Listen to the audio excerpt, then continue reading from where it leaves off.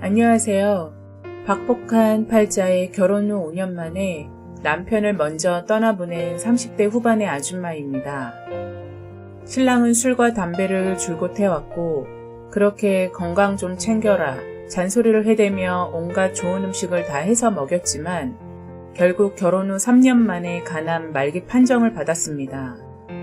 그때 우리 아들 딱 돌이 지난 시점이었죠. 애 돌보랴 신랑 간병하랴 정말 죽을 만큼 힘들었습니다.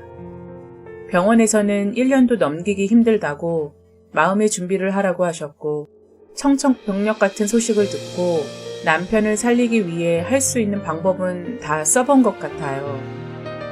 신랑이 복용하고 있는 항암제의 부작용으로 인해 온몸이 가려워서 긁지 않고서는 절대 못 견딜 정도로 극심한 건조증에 살살 긁어도 금방 피딱지가 생길 정도로 고통스러워하는 모습을 옆에서 지켜보며 많이 힘들어했습니다. 항암제가 독한 줄은 알고 있었지만 그 약으로 인해 신랑이 많이 예민해지고 신경질적으로 변해서 늘 제게 화를 내고 물건을 집어던지기 일쑤였죠. 본인이 받는 스트레스를 저에게 다 풀면서 투병 생활을 했어요. 김병에 효자 없다고 일주일에 3번씩 아들 들쳐업고 신랑 병원 쫓아다니며 간병인 노릇까지 가진 고생은 다 하고 살았어요. 그러다 신랑은 병세가 점점 더 악화되어 대소변까지 원활하지 못해 기저귀를 차게 되면서 거동이 불편해지는 상황까지 오게 되었습니다. 주변에서는 이 정도면 요양원에 보내야 된다고 말했지만 시어머니나 시누이는 며느리가 있는데 왜 굳이 요양원에 보내냐며 극곡 반대를 하셨어요.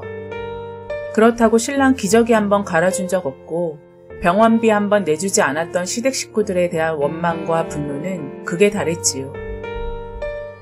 그렇게 이 모든 시련과 고통을 저 혼자 감당하며 힘들게 간병인 생활을 버텼고 병원에서 마지막 치료는 이제 불가하다는 판정을 받고 난 뒤 의사 선생님께서 환자의 마음을 편안하게 해주라고 하더군요. 그리고 마지막을 준비하라는 말과 함께요.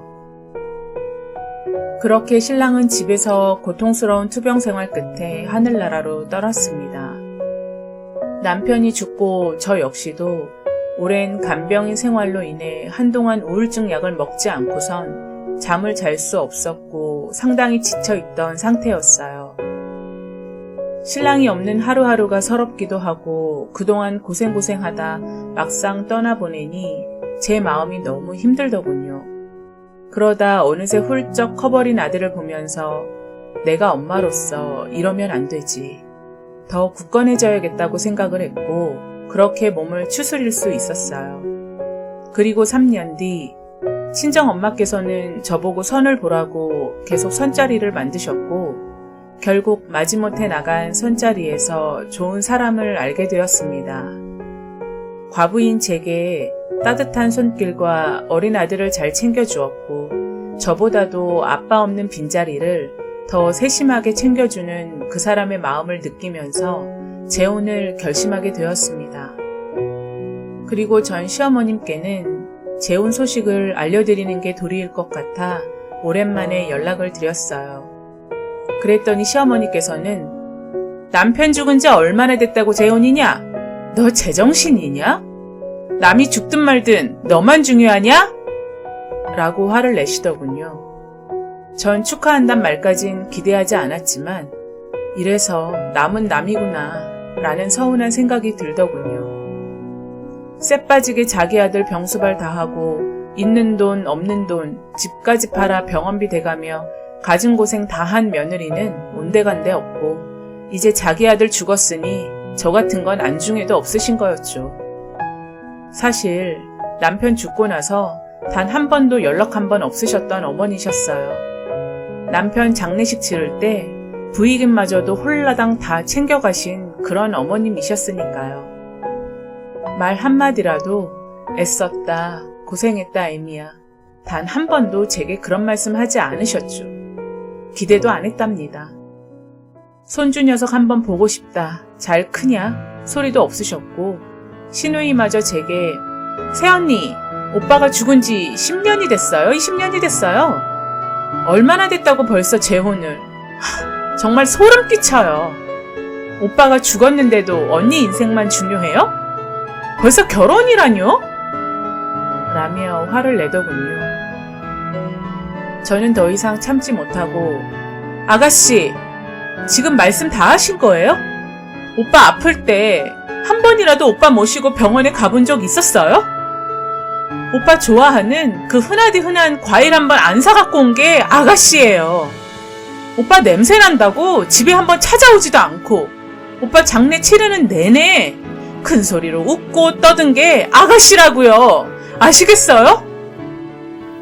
입 다물고 병신같이 내내 소리만 하니까 아가씨는 제가 물러 보여요? 보자 하니 진짜 하나같이 너무들 하시는 거 아니에요? 라고 따졌죠. 그러자 할 말 없던 신우이는 그냥 전화를 뚝 끊어버리더군요. 제가 그런 소리 들을 만큼 죽을 죄를 지은 건가요? 저도 죽은 남편 생각하면 당연히 너무 불쌍하고 안됐고 가여워요. 그렇다고 산 사람은 이제 살아야 되지 않겠어요? 죽을 때까지 평생 아들 하나 보면서 과부팔자로 살아야 되냐고요. 남편 살아있는 동안 온갖 고생하며 내 삶 포기할 정도로 전 할 도리 다 했다고 생각해요. 그런데 마치 저를 큰 죄인처럼 취급하는 시댁 사람들에게 이제 남은 정내미마저 뚝 떨어졌습니다. 시어머니도 같은 자식 있는 입장에서 평생 제가 독수공방하며 살기를 원하시는 건지, 결혼하고 몇 년 안 돼서 황망하게 남편을 보낸 며느리의 심정을 왜 헤아려 주시지는 못하시는 건지 정말 원망스럽네요. 남편 제사 당신들이 차려줄 것도 아니고 그렇다고 손주 자식 키워주실 분도 아니랍니다. 전 이제 모든 걸 훌훌 털어버리고 주변 시선 같은 건 더 이상 신경 쓰지 않기로 했네요. 앞으로 좋은 사람 만나서 아들 녀석과 행복하게 살 거랍니다. 감사합니다.